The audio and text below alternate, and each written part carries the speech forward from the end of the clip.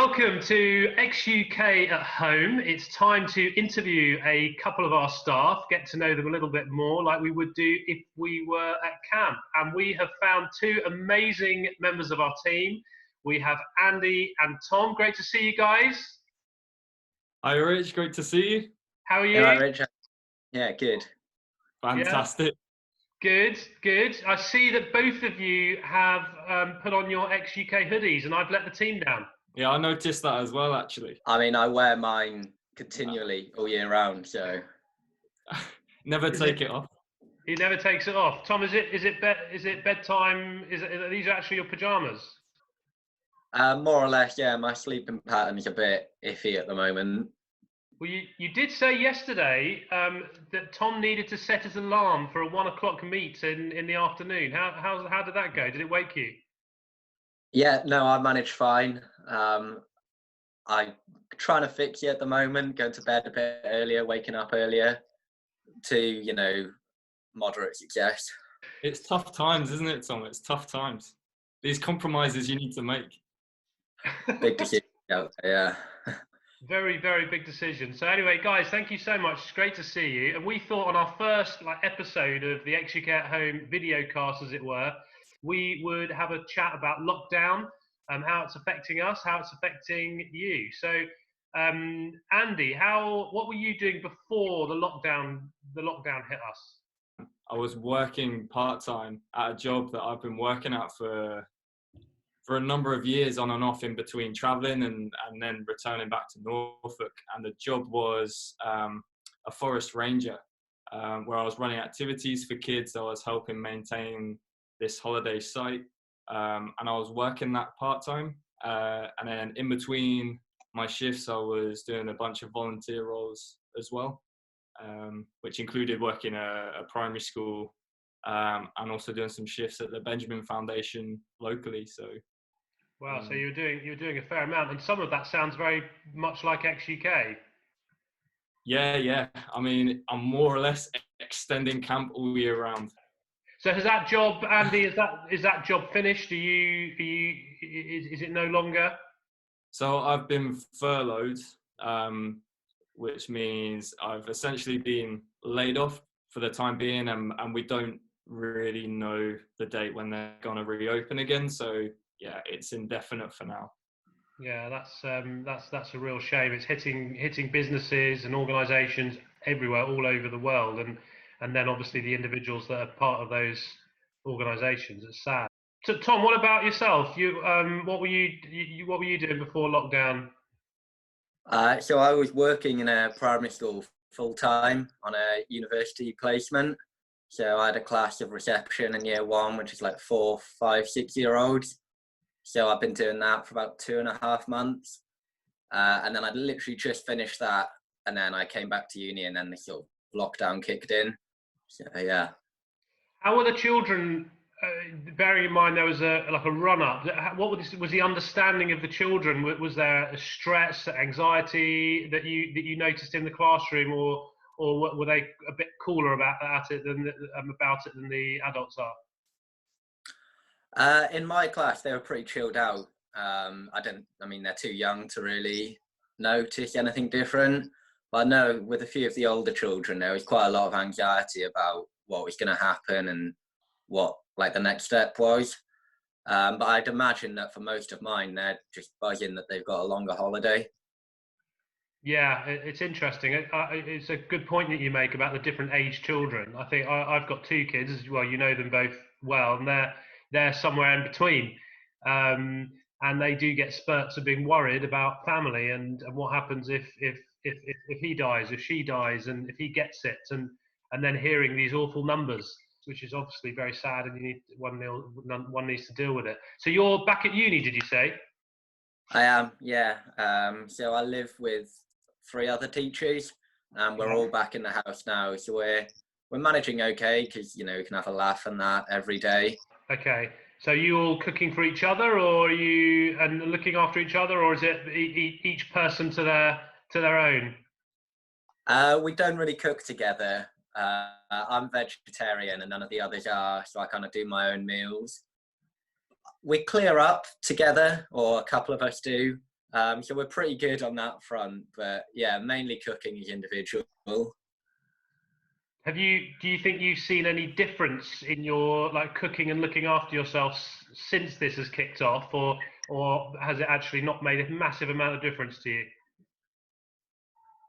I wouldn't say it's changed hugely for myself because I used to just buy like fresh vegetables anyway to cook with rather than tins and things. But I would definitely say my housemates have struggled with pasta selling out and the like. So yeah, it's affected different people in different ways. Yeah, absolutely. What about you, Andy? Have you increased your cooking repertoire? Oh, big time. So at the minute, I'm living at home with my parents, and we share the responsibility of cooking. So one night, my dad will cook, because my mum is working on a ward. She works for the NHS. She's coming back quite late, having to do a lot of overtime. So we're sort of making life as easy as we can for her. So me and my dad really stepped up on the cooking. And because they're not vegetarian and I am, that means that, sometimes I'll have to cook for myself. If they're having a family meal with meat in, I'll make something for myself. But if I'm cooking, I'll cook veggie for everyone. So yeah, I've been up in my repertoire, as you say, definitely. What's your favourite dish? If when Tom and I are allowed to and we're invited, which well, the first one will happen. Not sure about the second. Hopefully it will. What will you be cooking for us? I mean, I do a good spag bowl, veggie spag bowl with corn mince, and also risotto. Risotto I've got down to a T, to be fair. Oh, good risotto. Nothing like a good risotto.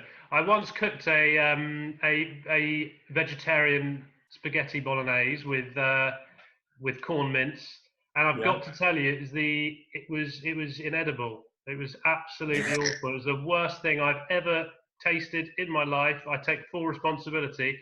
Although I spent a few years of my life blaming the corn mince, but I feel like I should now stand up and take responsibility.